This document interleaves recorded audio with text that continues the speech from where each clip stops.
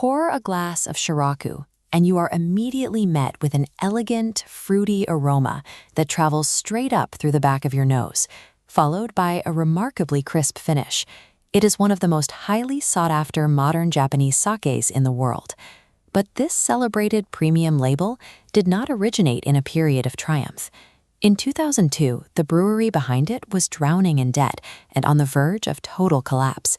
For decades, Miyaizumi Meijo survived on bulk selling, a high-volume model where they churned out massive quantities of low-margin sake to supply a larger parent company. When consumption patterns shifted in the 1980s, that model completely dried up. Desperate for cash, they leaned on the historic charm of their estate, opening their doors to the public. They sold souvenirs and ran an on-site cafe. The distraction was costly. Production volume plummeted to a minuscule 200 koku, about 36,000 liters, and the financial deficit deepened. Relying on foot traffic and past reputation proved to be a dead end. The business was hollowed out, requiring a break from their own history to survive. That break came in the form of Yoshihiro Miyamori. In 2002, at 26 years old, he stepped away from a different career to assume full management control over the brewery's debt and shrinking production. He spent 3 years studying at the Fukushima Prefecture Sake Academy and then dismantled the traditional hierarchy.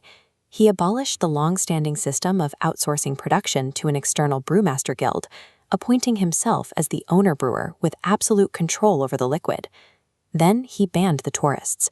He shut down the cafe, cleared out the souvenirs, and converted the historic estate back into a dedicated production facility. To pull the business out of ruin, he had to eliminate the noise.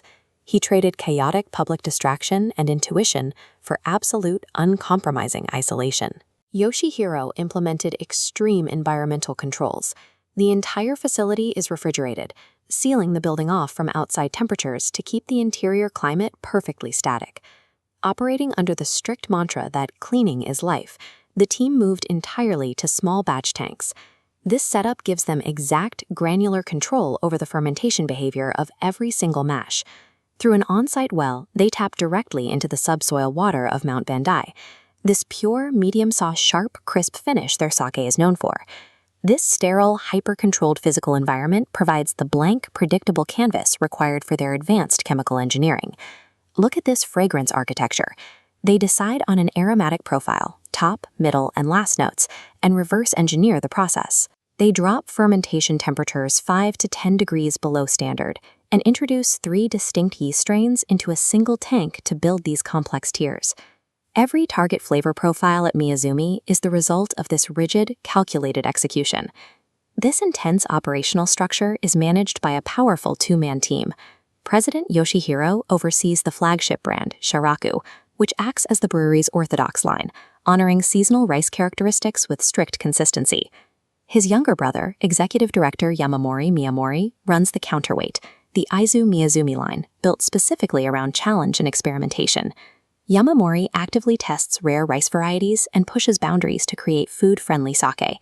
He utilizes the luxurious kijoshu method, replacing water with actual sake during parts of the brewing process, to construct entirely new flavor profiles.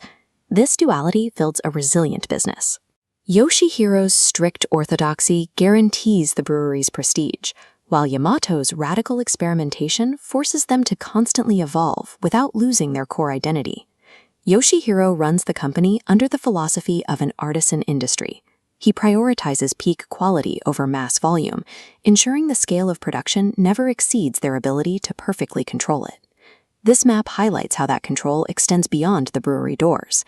They restrict distribution only to authorized retailers who can prove they maintain the exact same low-temperature refrigeration standards as the production facility itself. After all, the complex fragrance architecture they spend weeks engineering will degrade in a warm delivery truck. For the formula to work, the cold chain cannot break until the bottle is opened. 2 decades ago, this estate was a failing tourist trap. Today, it produces some of the most highly regarded sake in the world. Yet even with their high-tech methods and strict scientific controls, their foundation remains tied to Aizu. The core of their production still relies on contract farmers, cultivating local rice varieties like Yume no Ka right in the Fukushima region. The Miyamori brothers stabilized a failing business by applying a rigid architectural logic to their craft, ensuring the specific clarity of Aizu sake continues in a modern market.